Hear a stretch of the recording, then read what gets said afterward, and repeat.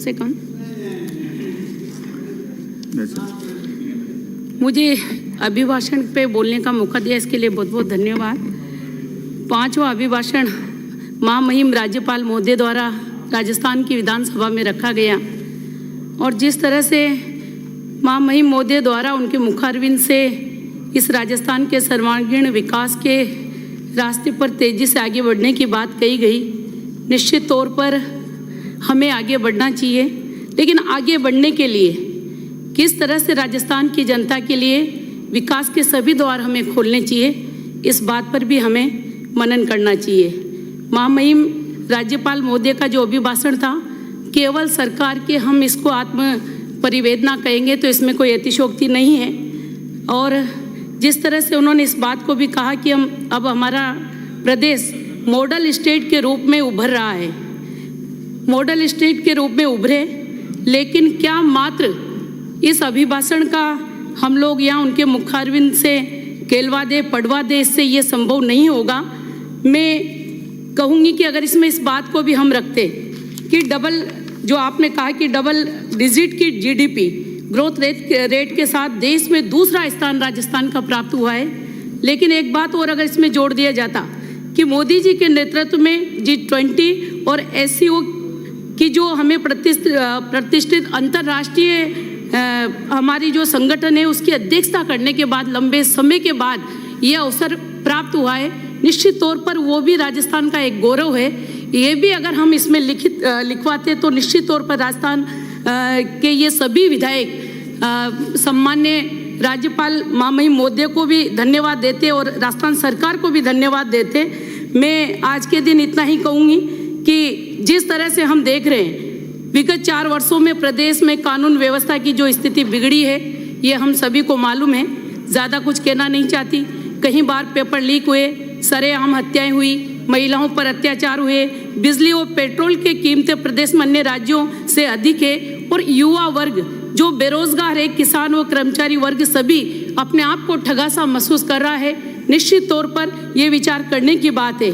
मैं आज के दिन ये भी कहूँगी कि चिरंजीवी योजना, सम्मान्य हमारे मंत्री महोदय भी सब यहाँ विराजमान हैं, मैं आपके माध्यम से सभापति महोदय ये भी कहूँगी कि चिरंजीवी योजना का हम सभी वाही कर रहे हैं, लेकिन हकीकत में आप और हम जब क्षेत्र में जाते हैं जो बातें हम लोगों के सामने आती है, और जैसा कि हमने देखा कि किस तरह से इस कार्ड को लेकर हमारे बंधु निजी हॉस्पिटलों में घूमते रहते हैं, कभी वहाँ से भगा दिया जाता है, फिर दूसरे हॉस्पिटल में जाते हैं। क्योंकि मैं जहाँ रहती हूँ मेरे आसपास सारे प्राइवेट हॉस्पिटल है, कई बार ऐसा मंजर देखने को मिलता है और उस बात से मन में पीड़ा होती है।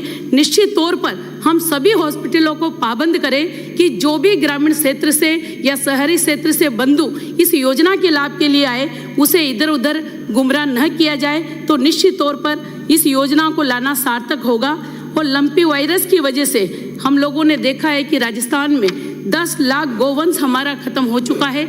इस बात पर भी हमें आने वाले समय में क्या करना है और किस तरह से राजस्थान के गौवंश को बचाना है, इसकी रूपरेखा भी अगर हम तैयार करेंगे तो निश्चित तौर पर राजस्थान में हमारे गौवंश के लिए एक बहुत अच्छी बात होगी। और साथ ही साथ मैंने कितनी बार सुना, सम्मान्य मंत्री महोदय ने भी कहा, सीएम साहब ने पिछली बार भी पिछले सत्र में अपने भाषण में कहा और महामहिम राज्यपाल महोदय द्वारा भी कहलवाया गया कि बिजली में हम सरप्लस है, हमारी कई इकाइयाँ बिजली उत्पादन कर रही है। फिर आखिर में ये स्थिति क्यों बनी हुई है कि गांव की जनता, हमारी बहनें जब नरेगा की मजदूरी से आती है, खेत में से आती है, खाना बनाने के लिए चौक पर बैठती है और बिजली गुल हो जाती है, सवेरे बिजली गुल हो जाती है। मेरी विधानसभा की ये हालत है कि बिजली जाने की वजह से पानी की टंकियाँ खाली रहती है और पानी के लिए दर की ठोकर खाते हैं। ऐसी स्थिति वहाँ की जनता की बनी हुई है। मैं आज के दिन यही कहूँगी कि आने वाले समय में अगर हम राजस्थान को एक मॉडल बनाना चाहते हैं तो जिस तरह से हमारे किसान लगातार हम देख रहे हैं जिनकी ज़मीनें नीलाम हो रही है, 18,000 से ज़्यादा किसानों की ज़मीन नीलाम होना और 200 किसानों का आत्महत्या करना, इस बात पर हमें सोचना पड़ेगा कि हम कैसे किसान को मजबूत करें कि जिससे ये सारी बातें किसानों की रुके। क्रॉप कटिंग के माध्यम से उन्हें हम मुआवजा देने का काम करें। 2021 में अतिवृष्टि जब आई थी तो मेरी विधानसभा में किसानों को बस 2 मिनट में समाप्त करें। समय देख लीजिए साहब, 8 मिनट मुझे दीजिए। तो 7 मिनट मैंने देती सबको। 2021 का जो मुआवजा था वो भी आज तक मेरी विधानसभा का नहीं मिल पाया है। मेरा निवेदन है उसे भी मुझे दिया जाए।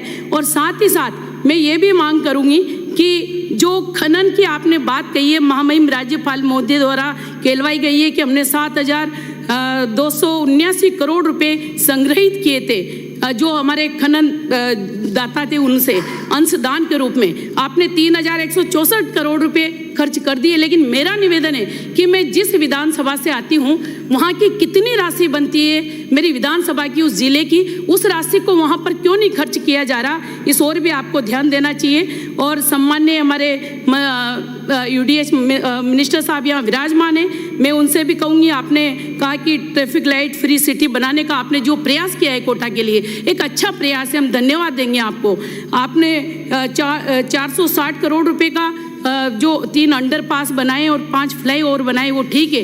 लेकिन मेरा निवेदन है, जब मैं वहाँ से आती हूँ पाटन से, जब भी मैं बालिता रोड पर फ्लाईओवर पर चढ़ती हूँ, निश्चित तौर पर कहीं ना कहीं टेक्निकल फॉल्ट उसमें रहा है। ऊपर चढ़ना और वहीं पर उतरना, वो ऐसा लगता है कि वहाँ की जनता को गुमराह कर रहा है। तो उसमें भी अगर कोई टेक्निकल फॉल्ट रहा हो तो उसे हम सुधारने का काम करें। साथ ही साथ मैं ये भी कहूँगी कि मेरी विधानसभा में जो बहुत सारी ऐसी पुलियाएँ हैं जो जनजीवन को रोक देती है। 8-8 दिन तक हम लोग दूसरे गांव में नहीं जा पाते, गांव के लोग बाहर नहीं निकल पाते।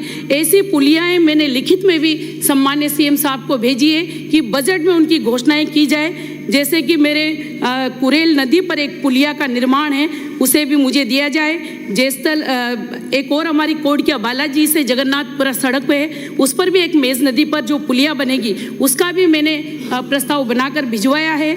डांगाहेड़ी से रेबारपुरा जो हमारा गांव है वहाँ पर भी एक पुलिया की, क्योंकि 5-5 दिन तक माननीय सभापति महोदय मेरे क्षेत्र के अलावा कुछ भी नहीं बोल रही मैं, तो उसकी भी अगर घोषणा करेंगे तो निश्चित तौर पर जनता का फायदा होगा। और स्टेट हाईवे 70 पर इंद्रगढ़ चांडदा डीबरी राजोपा सड़क पर भी अगर हम पुलिया निर्माण करेंगे तो निश्चित तौर पर मेरी जनता का एक बहुत बड़ा बेनिफिट उससे होने वाला है, क्योंकि इटावा कोटा बूंदी जिले को वो पुलियाएं जोड़ती है। और लास्ट में एक बात कहकर मैं अपनी बात को विराम देना चाहूँगी। मैं मान सकती हूँ कि राजस्थान को निश्चित तौर पर आपने विकास की श्रेणी में आगे बढ़ाया है, अपराध को रोकने का प्रयास किया होगा, लेकिन अपराध के क्या आंकड़े ये हम सब ने देखे हैं।